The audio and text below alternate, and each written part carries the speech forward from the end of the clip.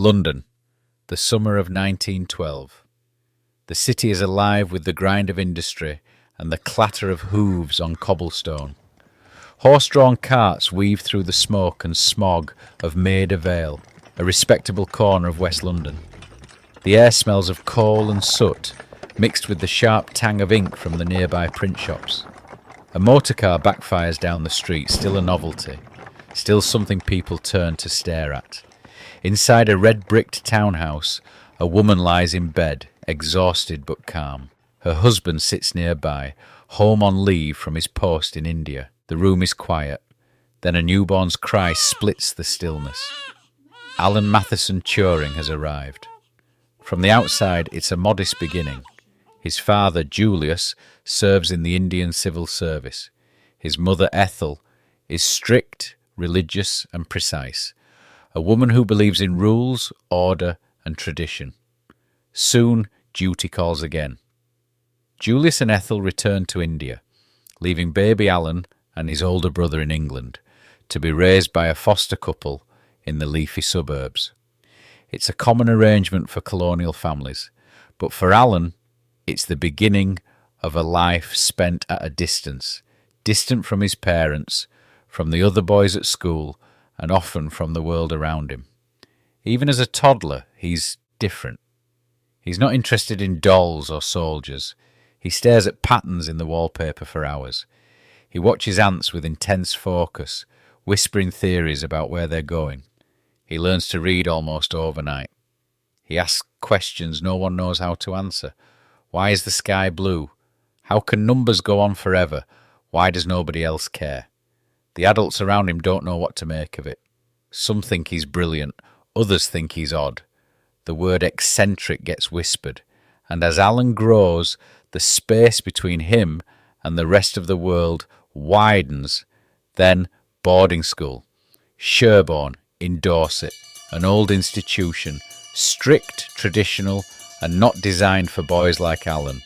Latin and scripture take precedence over science. Rugby and rowing matter more than mathematics. Alan doesn't fit. He's clumsy, socially awkward, always a step behind in conversation, but a mile ahead in thought. He's teased, ignored, misunderstood. But in maths and science, he's untouchable. Alan escapes into equations, into the ordered logic of numbers and atoms. They never lie, they never mock, they never leave. And then someone enters his life who doesn't treat him like a misfit. Christopher Morecambe, a fellow student, brilliant, confident, charming, but kind. He talks with Alan, not at him, encourages him, challenges him. They bond over maths, physics, the mysteries of the universe. For the first time in Alan's life, he feels something more than interest. He feels seen, understood, maybe even loved. He never says the word, not out loud, not in 1930s England, but it's there, in the glances, in the way he lights up when Christopher walks into the room. It's young, fragile, and unspoken. And then, heartbreak. Christopher falls ill, tuberculosis, complications from unpasteurised milk. One day he's there, brilliant as ever. The next, he's gone. Just like that. Alan is shattered, but grief doesn't stop his mind. If anything, it sharpens it. He dives deeper into science, into the laws that govern life and death, logic and fate. He begins to wonder, could thinking itself be reduced to something mechanical, something predictable, something universal? He wants to honour Christopher, to finish what they started, to understand everything, life, intelligence, and maybe one day how to build a machine that can think. And in that moment, in that quiet storm of teenage grief and genius, the foundations are laid, not just for a new kind of mathematics, but for a future that hasn't even been imagined yet. Cambridge, 1931. A city of cloisters and spires, honey-coloured stone and ancient clocks that tick with centuries of expectation. Here, among the manicured lawns and Latin mottos, the brightest minds in Britain sharpen themselves against the whetstone of tradition. Alan Turing walks awkwardly through the grand courtyards of King's College, his gown trailing slightly, his tie askew. He is 20, but often mistaken for younger. His gait is stiff, his voice clipped, and he still doesn't quite understand the rhythms of polite conversation. And yet something extraordinary is happening. At King's, Turing is surrounded, at last, by people who don't just tolerate his brilliance. They celebrate it, they nurture it. His tutors recognise him not merely as gifted, but as something altogether rarer, a true original. He immerses himself in mathematics, not the dry arithmetic of ledgers and shopkeepers, but the thrilling frontier of abstract thought, logic, number theory, probability. In these shimmering fields, he is free to think without walls. And it is here, surrounded by ancient books and modern ideas, that Alan begins to ask a question that very few people on Earth are yet asking. What is a mind? At the heart of it lies an even deeper mystery. Can a machine be said to think? Can thought be broken down like a chemical reaction into a series of discrete, logical steps? Turing begins to imagine a device, an imaginary machine, not made of wires or gears, but of pure logic. A machine that reads a line of symbols on a tape, following a set of rules. Move left, write this, move right, check the symbol, decide, repeat. It's a simple idea, and it changes everything.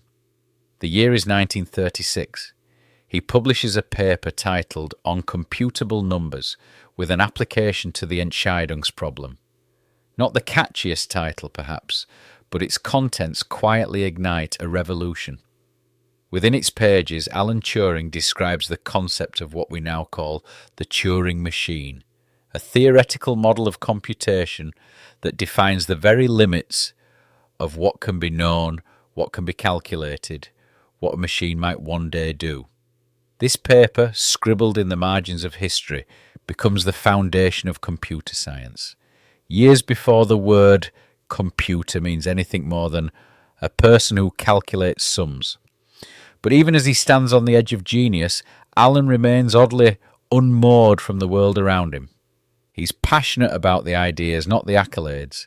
Social graces still elude him. He forgets to eat, misplaces his bicycle, mumbles to himself during walks. And there's another truth, pressing in from the edges, something unspeakable, something dangerous. He is a man who loves other men. And in 1930s Britain, that simple fact is a crime. He tells almost no one. But the tension of it hums beneath everything. In the midst of all this, he leaves for America, Princeton University. It's an elite institution, full of brilliant minds and big egos. Turing arrives with a suitcase, a bicycle, and his usual scatter of eccentricities. There, he studies under Alonzo Church, one of the few men who can match his intellect, if not his imagination. At Princeton, he earns his PhD in record time. He could stay. The Americans offer him funding, resources, a future. But war is coming. Europe teeters. Germany rattles its sabres. The hum of radio static grows louder. Turing packs his bags and returns to Britain. He doesn't say much, he rarely does, but he knows something few others yet understand.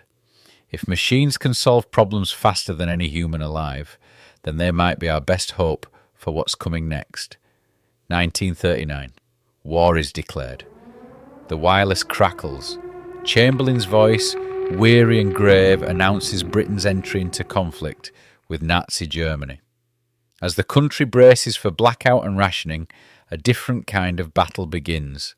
One fought not with bullets but with logic, with mathematics, with silence. Alan Turing boards a train north of London, his destination marked only by a government letter stamped confidential. He arrives at a sleepy railway platform in Buckinghamshire.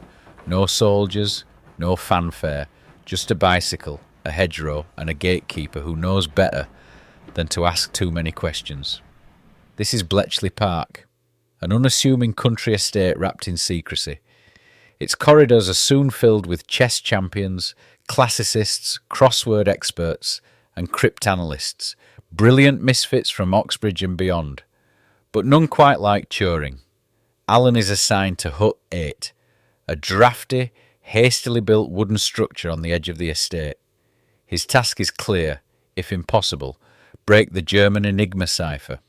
The Enigma machine is a portable cipher device used by the German military.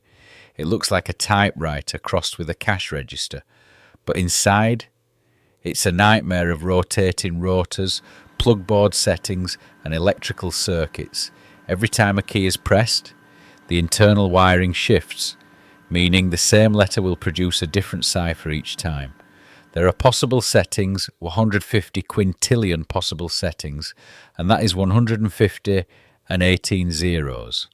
And the Germans change those settings every 24 hours. Breaking Enigma isn't about solving a single puzzle. It's about solving a different one every day, faster than the Nazis can win the war. Turing stares at the problem and does what no one else dares. He imagines a machine that can think faster than any human. Not just a calculator, but a logic-driven device that can sift through all possible Enigma settings until it finds the one that makes sense of a known phrase in the encrypted message, what they call a crib. He sketches diagrams, scribbles algorithms, argues with military brass who scoff at the cost. He's impatient, intense, socially awkward, but relentless. Eventually, with help from engineer Harold Doc Keane and Polish cryptographers who had already made breakthroughs, Turing's design begins to take form. Picture a 6-foot-tall cabinet filled with rotating drums, spinning endlessly, wired into hundreds of circuits and relays. It doesn't look like much, but when switched on, it hums and clicks like a symphony of logic, each tick bringing it closer to uncovering the enemy's secrets. The bomb works by simulating Enigma's rotors at lightning speed. It compares thousands of possible combinations against a crib piece of plain German text likely to appear in the message. Phrases like Heil Hitler or weather report, predictable but vital. If the bomber hits a contradiction, zap, that path is dead. But if it doesn't, a light flashes, a message is possible. And now the code breakers can decode everything sent on that setting for the next few hours. But time is the enemy. The Germans reset Enigma at midnight, so the bombs must work through the night, every night. By 1943, over 2 bombs are in operation. Men build them. Women, mostly Women's Royal Naval Service, operate them in shifts 24 hours a day. They're not told exactly what they're doing, just that it matters. And it does. The intelligence decrypted by Turing's machine becomes known as Ultra, so secret, even Churchill is told only on a need-to-know basis. It reveals U-boat positions in the Atlantic, tracks troop movements. It even helps determine the timing of the D-Day landings. Winston Churchill later calls the Bletchley Park team the geese that laid the golden eggs and never cackled. And Turing? He becomes their quiet leader, not by charisma, but by sheer, inescapable brilliance. Still odd, still unknowable, but utterly essential. Yet outside the wire fences and secrecy oaths, no one knows his name. And that's where the Germans slip up. Because no matter how clever the machine is, it needs a crack in the door, a pattern, a human weakness. And the Germans, in all their supposed precision, leave one. Every morning at roughly the same time, Luftwaffe weather stations broadcast the day's forecast, always in the same format, always beginning with Wetter Vorhersage, weather forecast, and at the end of so many messages, Heil Hitler, 2 words that, without knowing it, help save millions of lives. The team at Bletchley uses these expected words as cribs, phrases they can plug into the bomb to narrow the field. It's still hard, still painstaking, but it works. Until Crete, May 1941. The Battle of Crete is raging. German paratroopers are dropping from the sky, and the Allies are struggling to hold the line. The British High Command is receiving ultra intercepts, messages decrypted from Enigma thanks to Bletchley's breakthroughs. But something isn't right. The Germans seem to know the Allies are reading their traffic. It's subtle at first, slight changes in their routes, in their timing. Then it gets worse. The enemy starts feeding false information, turning ultra into a trap. Why? Because someone in London, perhaps a general or aide, has acted on intelligence in a way that reveals the source. A German message is intercepted. The words are chilling. There appears to be a traitor in our midst. Turing and the others are furious. One slip, one careless move, all that work jeopardized. The Germans begin rotating their rotor wheels more frequently. New plugboard settings, more discipline among operators. No more repeated keys like PPP. Turing knows what this means. The door is slamming shut. Back at Bletchley, the pressure becomes unbearable. They need more cribs, more bombs, more staff. The team grows. Thousands of women are recruited, many from the Women's Royal Naval Service, working in shifts around the clock. They aren't told what they're doing. They don't need to be. They just know the work is important, and it is. Because even after the Crete scare, cracks still appear. Human error doesn't vanish, it's constant. Operators still reuse phrases, still fall into habits. One German naval officer writes messages to his mistress using pet names. Another likes to open with "nothing to report." That phrase becomes gold to the code breakers. And Turing's machine evolves. By late 1943, there are over 200 in operation. Messages that once took weeks to solve are now cracked in hours. And with that speed, something incredible happens. The Allies begin to see the war unfolding in real time.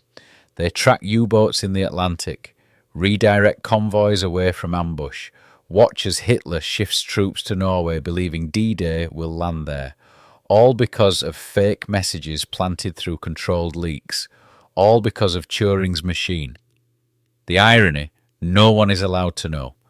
Winston Churchill once called Bletchley Park's work the thing that won the war. He said, "Leave nothing to chance, give them everything they ask for." But even he kept it secret.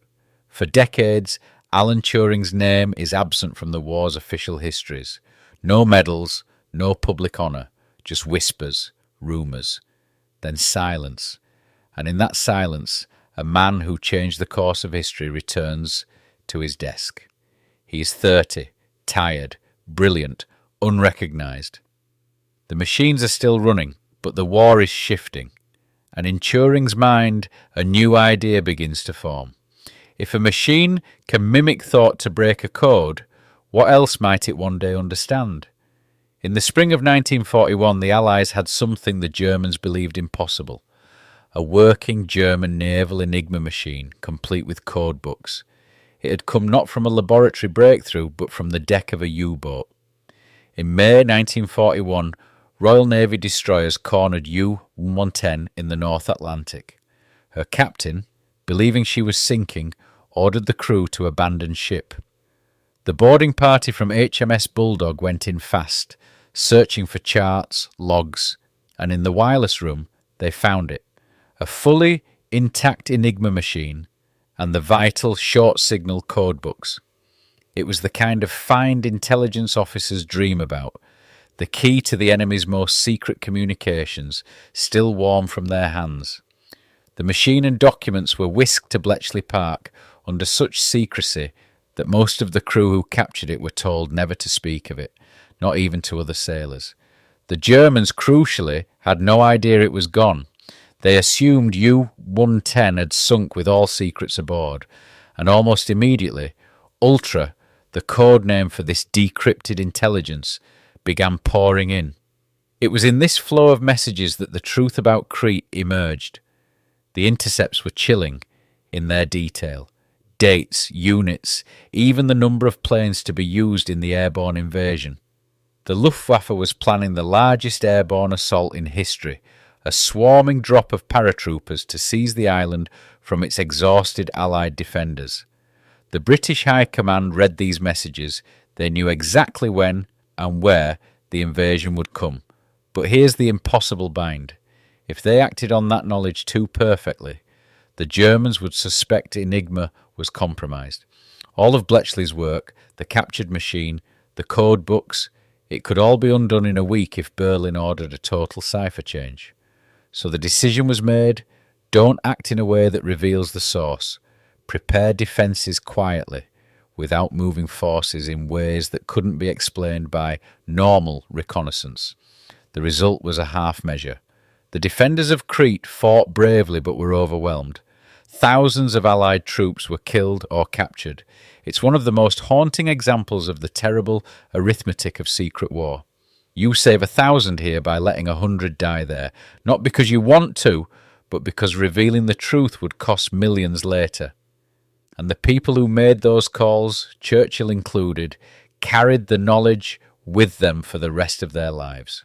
The decision not to fully warn the defenders of Crete was a quiet, cold act, made in some of the most smoke-filled rooms in Whitehall. Around the table sat generals, admirals, ministers, and one or two men who knew the true scale of the risk. If they used the ultra-intelligence from the freshly captured U-boat too aggressively, Berlin would know. And if Berlin knew, the Germans would change everything. Rotors, code books, the lot. The great door Turing and his team had pried open would slam shut, and the war would lurch back into darkness. So the planners swallowed their instincts. They allowed just enough warning to justify preparations by other means, sending reconnaissance planes over Crete, intercepting radio chatter, moving a few troops under cover of routine redeployment. But the heart of it, the exact time and scale of the invasion, was left hidden behind a wall of silence.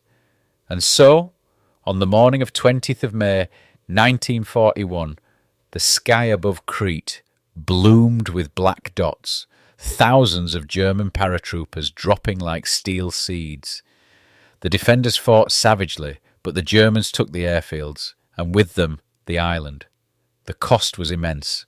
Over 4,000 Allied dead, thousands more captured. It was a calculated sacrifice, and the calculation worked. The Germans never realised Enigma had been compromised. The flow of ultra-intelligence continued, and the war, on paper in numbers, began to tilt. The next years were a battle not of armies, but of hours.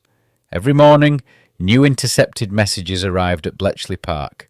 U-boat coordinates, Luftwaffe bombing plans, troop movements in occupied Europe. Every night, those messages expired when Enigma's settings changed.